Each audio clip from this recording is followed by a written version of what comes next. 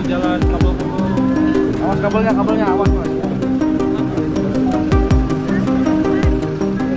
Presiden ke-7 Republik Indonesia Joko Widodo turun tangan langsung melaporkan pihak-pihak yang menuding ijazahnya palsu. Jokowi mendatangi Polda Metro Jaya, Jakarta Selatan pada Rabu 30 April 2025 kemarin. Dikutip dari Tribun News, Jokowi tiba di Polda Metro Jaya sekitar pukul 9:36 waktu Indonesia Barat. Setibanya di Polda Metro, Jokowi tampak mengenakan pakaian lengan panjang bercorak batik warna coklat. Seusai turun dari mobil, Jokowi terlihat bersalaman dengan sejumlah orang. Lantas ia memasuki gedung Polda Metro Jaya. Selain penampilan sederhana Jokowi, yang menjadi sorotan lainnya adalah mobil hitam yang digunakan Presiden Jokowi. Mobil yang ditumpangi ke Polda Metro Jaya tersebut diduga belum membayar pajaknya.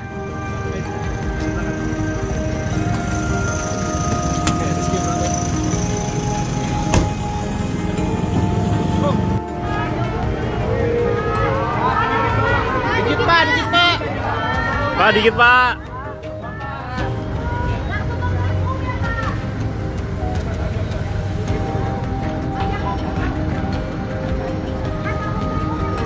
Masih aku.